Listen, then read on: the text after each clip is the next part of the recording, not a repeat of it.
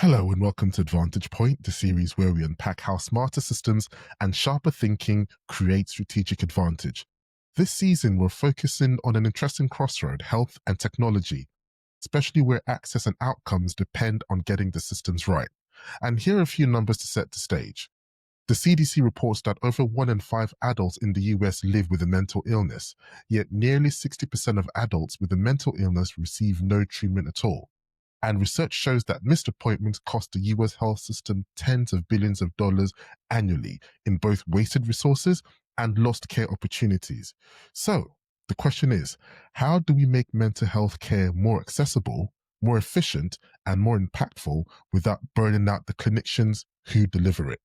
Now, joining me is the main man for the job, Mark Nolte, founder of Start Talking, a multi-state teletherapy platform that supports hundreds of therapists and thousands of sessions each month. Mark was a pioneering virtual therapy.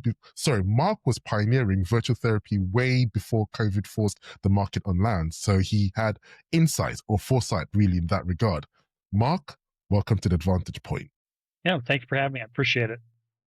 Excellent. So to kick us off, do you just want to give us your personal journey as to how you got into teletherapy? Yeah, so people always ask me, are you a therapist? Like, no. They go, well, what are you doing in this market? I go back and tell them that back in 2010, I was diagnosed with depression. And I tell people I was one of the lucky ones because I went and got help and now I have a much happier, productive life. But the hardest thing for me to do at that time was go park my car in front of the therapist or the psychiatrist's office, which is close to where I worked and lived, and then to go in the lobby and go like this, hoping I didn't run into somebody I knew. I thought there's got to be a better way to do this. And at the time, there was Skype, which was not that great a technology. So I became a Zoom customer in 2016. I like to say Zoom. I became Zoom before Zoom was cool. Um, and so this way, it took the stigma out of going up to the office and parking your car and all that kind of stuff of getting therapy because you can just do it from your smartphone or your laptop computer from your home or office. And so, I spent 4.5 years talking to therapists saying, "Hey, this is the trend. This is where it's going. Need to get on board." And they're all like, "Mark, it's just a fad. It'll never take off. I'm not interested." Well, then March 2020, COVID hit. My phone started ringing off the wall because therapists couldn't see their patients in the office for 2 years. So all these therapists I've been talking to for over 4 years, they go, "Hey, Mark, that teletherapy thing you've been talking to me for 4.5 years, I'm ready to do it now. Can you have me set up by noon?" So, we had been doing it for 4.5 years. So it wasn't, we hit the ground running. But for them, it was a new experience. And we actually went from doing 27% of our therapy sessions by video to 97% in 4 months. We quadrupled in 4 months. At one time, I saw a paper that was saying that it was written in 2015 that said that teletherapy wouldn't surpass in-office therapy until 2024. Well, COVID hitting March of 2020 had accelerated that process by 4 years. So it's been an interesting journey. Wow, that's really amazing to hear. And you've kind of already touched upon the first part, of my question, because I was going to say, like you just said, your story began in 2010 when you sought help for depression. But then, like you said, the hardest part of it really was parking outside the psychiatrist's office because of the stigma that comes with things like that. And then later on, you developed Zoom before it was cool. You did it on Zoom, or you were on Zoom before it was cool to deliver the therapy. So I suppose my first question would be, how did those early experiences of stigma and friction shape the way you designed Start Talking? What role did it play in the DNA of how you put everything together? Well, I just thought, I was in medical sales, device sales for over 30 years and didn't like where that was going or what the future of it was. And so I saw this opportunity in mental health. And it's really, if you look at the healthcare field, mental health's kind of the stepchild, if you will, of taking care of a patient. Doctors are willing to take care of your physical health. But when it comes to mental health or counseling, they're kind of like, well, I'm not sure I'm going to be a part of that, or I'm just going to shove it off to somebody else, whatever type thing. You know, therapists are great at what they're trained to be, and that's to be therapists. But they're not very good business people, and they're even worse marketers of their practice. So they didn't understand how to do all this, and so we became kind of a marketplace. We have the 300 therapists in 45 different states, and then we have 22 employee assistant contracts, or EAPs, that they call them, and with 150 uh, thousand lives under contract. And so we get the referrals from all those EAP contracts. So it's kind of we have two customers. We have the EAPs and we have the therapists who are looking for referrals. And you also ran a pilot showing that teletherapy led to 30% fewer cancellations compared to in-office sessions. What do you think drove that drop, essentially? Well, like you said, we did a pilot program, and we found out that there's a 30% less cancellation rate with online therapy versus in person. And the reason is they don't have to drive to downtown Denver, pay for parking, or babysitter if they've got young kids. If it's a young mom with kids, can just go home, put the kids down for a nap, get on a laptop and have a video session. Or, if you're employed, instead of having to take a half a day off to go to downtown Denver and have a therapy session, then you can just close your office door, get on your laptop computer, have a therapy session, and when you're finished, you open your door back up, and you're back in business. So you don't have to again take a half a day off to drive to see therapy. So therapists like it because if I got a 30% less cancellation rate, that means more revenue, in my pocket versus just canceled sessions. Makes complete sense. And what kind of operational lessons do you think anyone can take from that phenomenon you've just described? Really, what ops lessons can we learn from that?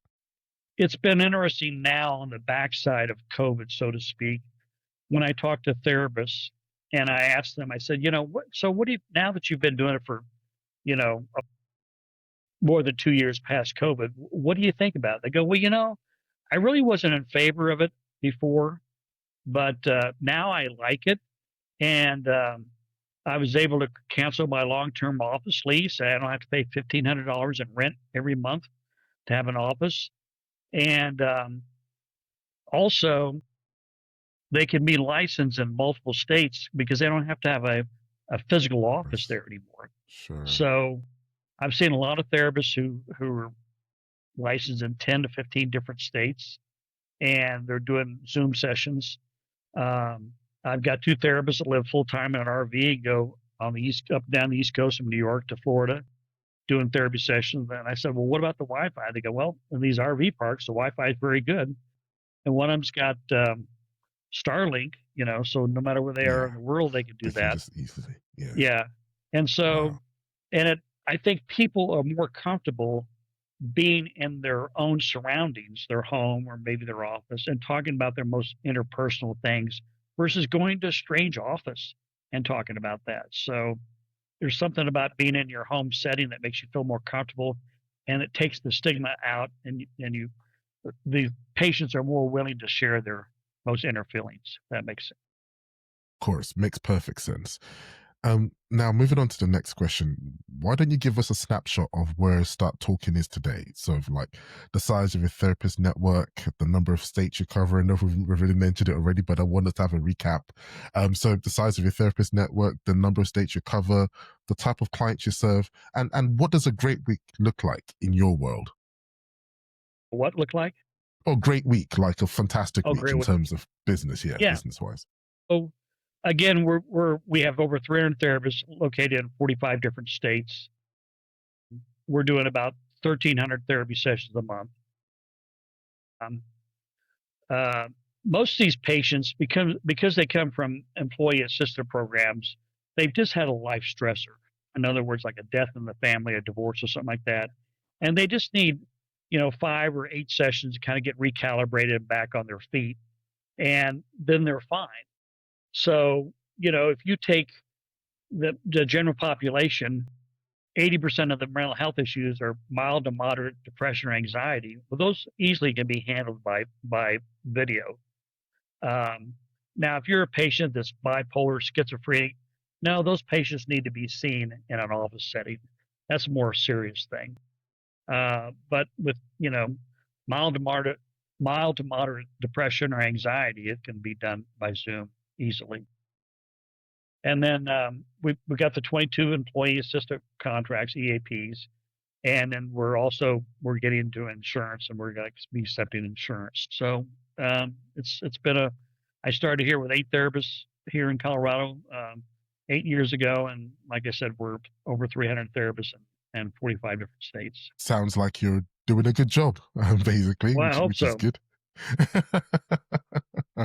Now, a hypothetical question, right? Or literal, whichever way you want to take it. So, if let's say you had to double your contracts in the next 12 months, but you had to do it without doubling your headcount, where do you think your system might creak first? Would it be matching patients, or would it be therapist licensure coverage, or no shows, or reporting? Where would you think things might start to strain first if you had to double what you do without doubling the amount of people that do it with you? You know, just off the top of my head, we would we would have to start using more AI products. Um, we have a staff of 6 right now. Uh, we're in the process of A getting. staff of 6, wow, and you cover all that ground. That's amazing. Yeah, people always Hard say, work, well, nonetheless, but yeah, amazing. But yeah. amazing A lot of still. people say, well, we're wearing 2 hats. Like, no, we're wearing 5 or 6 different hats. So, so we're spread thin. So my point is we're kind of we've hit a ceiling. We'll still expand, but in order to expand, every team member is going to have at least one, maybe 2 AI agents that are going to take some of their um, repetitive task over with, so that they can be a person and have 2 assistants or 3 assistants of AI to expand, because we can't do any more than what we're doing right now.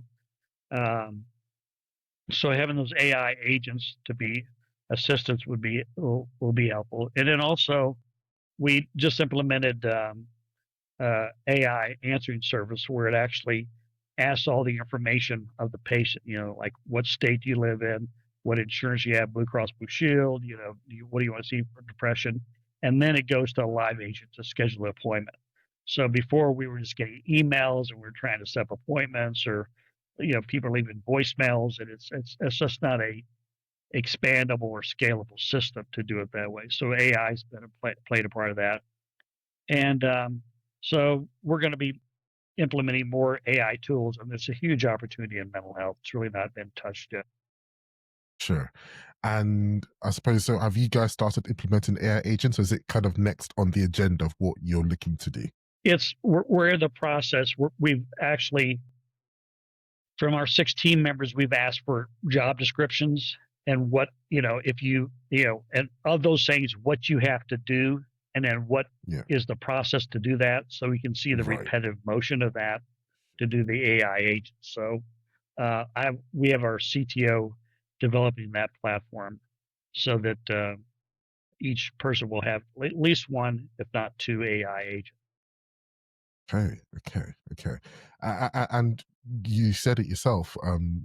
AI is basically showing up, in every part of healthcare right now, but not always in ways that stick. And it goes with every industry really, which led me to Yeah, start, my business. But you've built a therapist assistant that converts notes into soap and DAP format in 30 seconds. And like you just said, you've launched an AI answering agent to capture, the intake details like state, insurance before handing it off to a human, which is brilliant. But what impacts have these tools had so far on therapist workload and patient flow? yeah. So let's just take the therapist assistant. What it writes the SOAP notes, which is an acronym for subjective, objective, assessment, and plan. And you have to put that in a format like that. And it'll take the therapist raw notes, and usually it takes them 15 to 20 minutes to do it from scratch. This will put it in that format, write their clinical notes with less than 30 seconds, and it will also do it with 94% accuracy. So let's say it takes 20 minutes for a therapist to do that. Seeing 5 patients a day, that's 100 minutes. 5 patients a day, 5 days a week. That's 6 to 8 hours of time savings in administrative paperwork. I mean, that's like a 3-day weekend or another day to see patients. And therapists, they don't want to be clerical people. They want to operate what they call at the top of their license. In other words, they want to be therapists.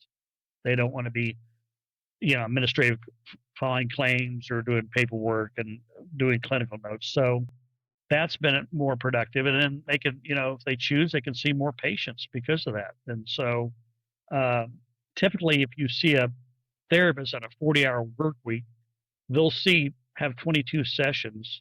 And the other 18 hours is spending on clerical work. And they don't Yeah, like which doing no that. one They want likes. to be Yeah, therapists. of course, of course, of Yeah. course.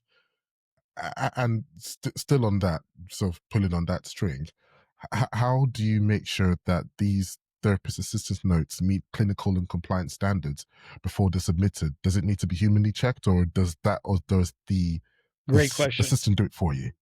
Yeah, Yeah, they need to check their notes and do any editing that needs to be done.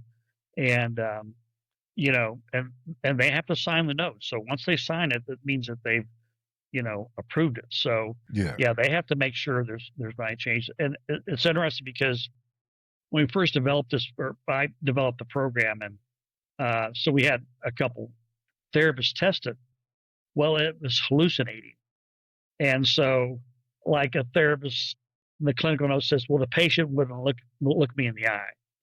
Well, the therapist never said that or put that in the notes. It just hallucinated. So we had to learn to turn the temperature down so it would stop that hallucination. So, but just a few of those, and it doesn't take much to get that down. And once we kind of saw that it was on a rhythm and it was doing accurate, 94% accuracy, then we were fine with it. We started releasing it. yeah. No, no, it makes sense. Makes sense. And on the intake side, where you're looking to implement or starting to implement AI agents to escalate to human, what outcomes have you seen or do you expect to see? So like reduced drop-offs or faster bookings. I guess what what pushed you guys? I mean, apart from you guys only being six and doing everything and having such an expansive business, but what is the pain point you would like to see drop first when you implement these AI agents to hand it over to a human? Well, a couple things. Uh, like right now, let's say a patient has appointment once a week. Let's just say it's Wednesday to Wednesday. Um, then a therapist, I mean, I'm sorry, a patient will keep a journal, and they'll write a journal. Well, the last thing, sorry, that a therapist wants to do is, you know, review 7 days worth of journaling. So if AI can take the 7 days worth of journaling and say, hey, here are 4 things that you need to discuss with the patient from the journaling that we saw, that's going to be a huge time savings and very, very productive. And the other thing, too, is that, AI can help with analyzing the patient. So let's say that, the therapist goes, well, I think that, it's a pretty good chance this patient has depression.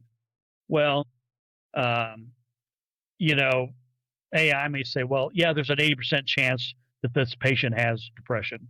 But also, we found there's a 70% chance this patient has anxiety. And the therapist's like, oh, well, I missed that. So I'm glad to know that. So now I need to not only address depression, but I also need to address Yeah, anxiety as well. anxiety. Yeah. Okay. Okay. So we've already sort of established that you've got 300 therapists across 43 states. So the question is, I mean, apart from you guys wearing 5 to 6 hats each, but how do you balance capacity, licensure, and specialties? So to the end that the first session is the right session. How do you match up, the therapist with patients? I guess is what I'm asking.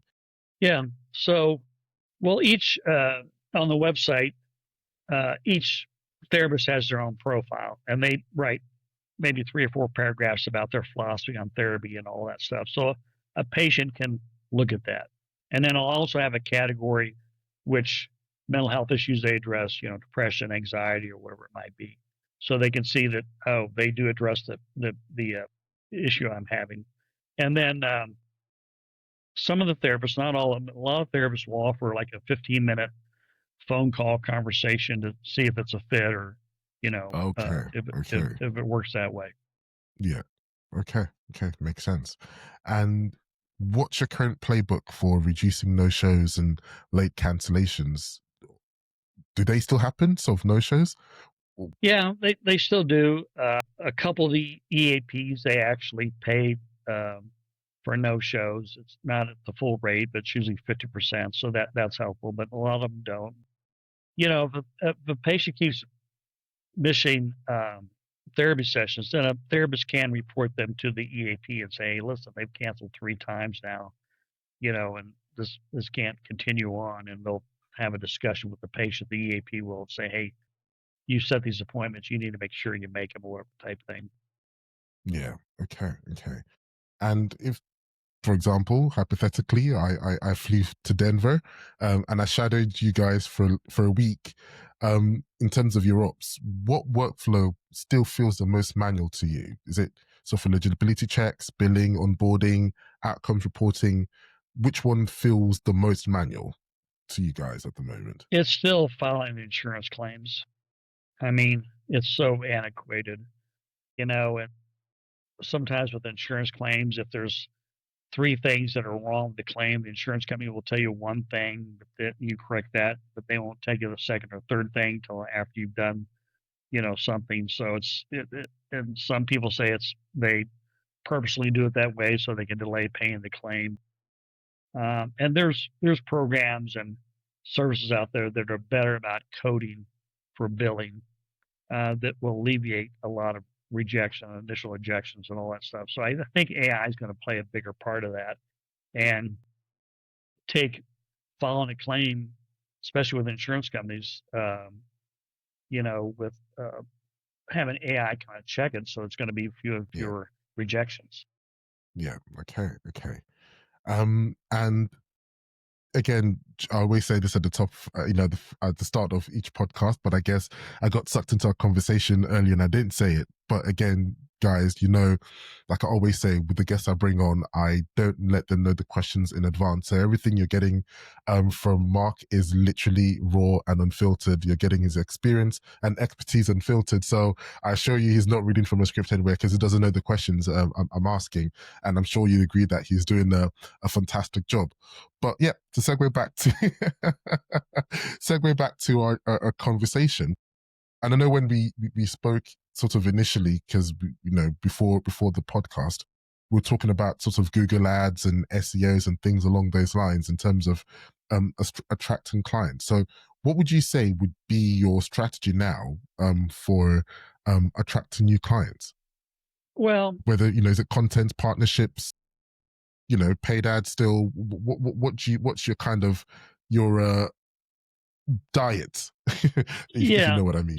So, as you well know, Daniel, you know, being at the top of the SEO search, the top 5 or whatever on Google is not, that's going to be kind of a thing of the past.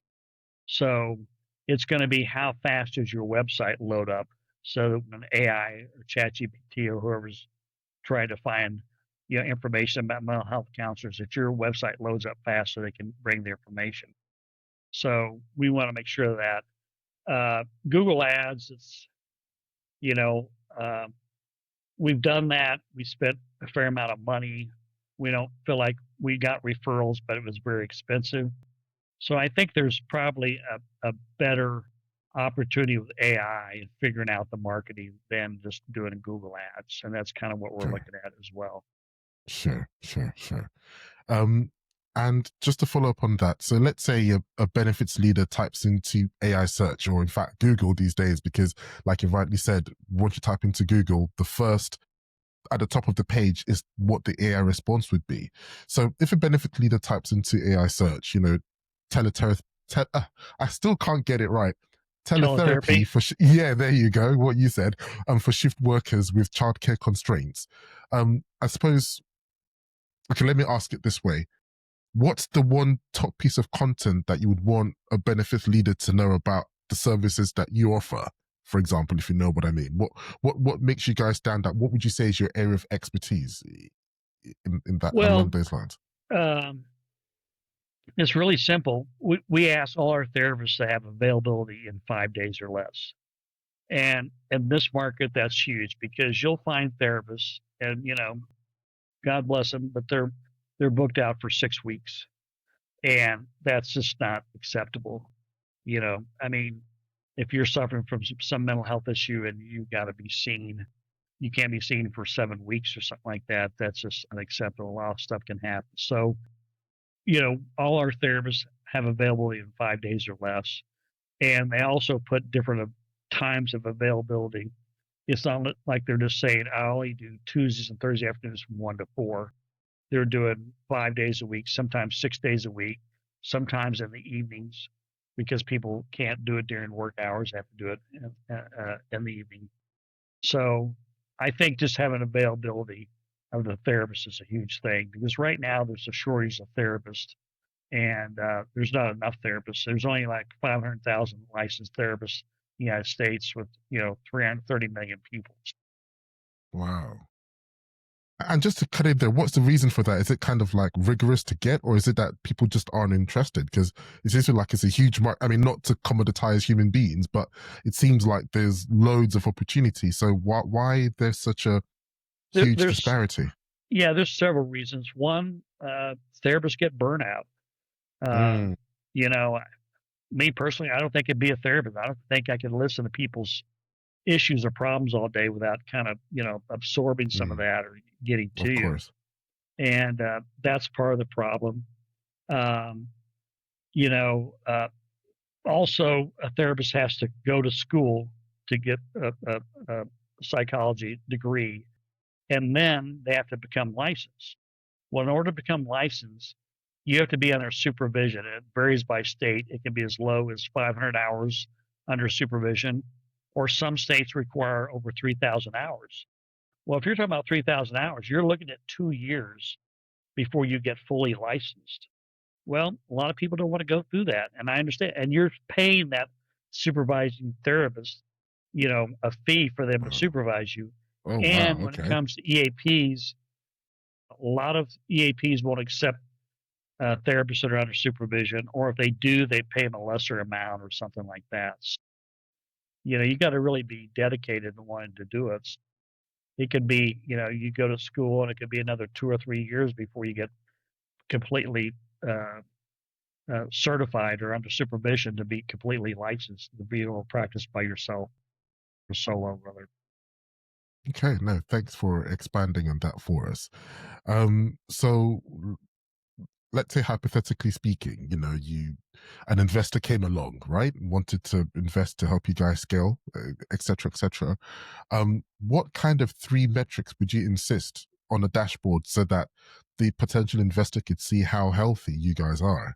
What would you want to highlight? What KPIs would you want to highlight about your business to show that you guys are in a good stead? Well, again, I know I'm repeating myself, but the 300 therapists in 43 different states, that's powerful. And then we have a platform to marketplace, if you will, to get the referrals from the APs and get the patients referred to the therapist. And we have all the therapists upload their calendars so they could sync it, and a patient can go in there and schedule an appointment without ever having to make a phone call and playing phone tag back and forth. And to be in multiple states like that, that's huge because you need to be able in as many states as possible. And there's certain states that are going to be higher demand. California has 40 million people. Well, there's a lot of demand just because of the amount of people. Now, one of the states we're not licensed in, or we don't have any therapists in, is Wyoming. Well, there's 660,000 people there. So it's it's like, well, you're not in all 50 states. I'm like, well, the ones we're not in is, a million or less in population. So we've got all the, major states or ones with the biggest population. So, but someone could take this business and really grow it even more because, like I said, we're 16 members and we've grown it so far. And someone that had money to put into it could grow it, double it or triple it. Right, right, right. Yeah, and I completely agree with what you're saying. I mean, you didn't mention it when we spoke initially, but yeah, I just can't get my hand around the fact that there's six of you and you guys are that sort of expanded. So again, it was as good as a metric as any. So again, kudos and well done. So thank you. Um, no worries, no worries. I'm just moving to wrap it up all now. And this is probably one of my favorite bits when I was sort of doing a bit of research into you and reading, your profile and things along those lines. But you've often referenced Matthew 25, which talks about serving the least of these as sort of your mantra or sort of your what's the word? The driver for doing what you do. So can you just share with us what's one decision as a founder that you made that was shaped directly by that value? Do you just highlight maybe something for us? Yeah, you talked about Matthew 25:40, and and I am a Christian, and when I get up every day, I'm saying, to God, I'm doing this in your honor. This is in your honor. So, you know, and there's times as a businessman I get involved in the business, but you realize you're also helping people, and if that's something where we're helping out the less fortunate or whatever to become, live a better life and have a mental healthy life or whatever, then it's huge. And I feel like we're serving that purpose. And, that's why it's always been my mantra to Matthew 25:40 to, help other people who are less fortunate or need the help. So, and that way you're also helping God as well. Yeah. Of course, and I think yeah, and like I said to you, when we chat, I think that's really admirable. I think that's really commendable. Especially, I mean, it ties in so well with the whole Christian faith being centered on love and looking after one another. Again, not to take everyone to church, but there was a time when I think they were asking. I don't know if it was disciples, but somebody was asking, somebody came to Jesus and said, what's the greatest commandment, of all? And, Jesus said, what? Love the Lord your God. And he followed it up with love your neighbor as yourself. So, by you doing that and providing this kind of care is a fulfillment to that. So again, I just think that's really, really commendable, and worthwhile mentioning. So thank you for your service, really. Sure. And just to add to that, I remember the first time I heard this in a sermon, and the guy giving the sermon was saying that the disciples or whatever were, or somebody was talking to Jesus, and they said, you've already helped me, and they're kind of like, no, I think I remember you if I met you or whatever. What do you mean? And he goes, that old lady you helped across the street, that was me, or this person who was, physically, you know, having trouble or whatever, you helped them or whatever. In other words, you were helping me when you were helping them. And when you put that in perspectives, like, okay, now I get it. So Get it? yeah, so Yeah. it's a great Amazing. feeling. Amazing, amazing. So just to wrap it up, so last two quick ones. So for therapists listening, what's one process tweak that improves, or well, I should put it this way. Let me ask it this way. So for any therapist listening, what's the one thing you'd want them to know about you and your network and what you do? Yeah, so if they're looking for more patients, we can help them with that, and we pay higher than most other organizations um, um, for them doing this therapy sessions, and we're going to create demand for their practice. We feature their picture, their profile on the website, so uh, they're gonna it's going to create demand for their practice, and therefore they get more referrals. So getting paid more, we market free of charge on the website, their profile, and so they get more referrals and they can see more patients. Okay, excellent. And for the other side, so for HR and EAP leaders, what's the one thing about yourselves that you'd want them to know? Yeah. So again, like I said earlier, our therapists have availability in 5 days or less, and that's a huge thing because they're um, they need to have their employees seen. And I've seen different numbers, anywhere from for every dollar they spend, they get $7 back in investment if they have their patients. I'm sorry, their employees get mental health counseling because they're missing either work because of the mental health issue.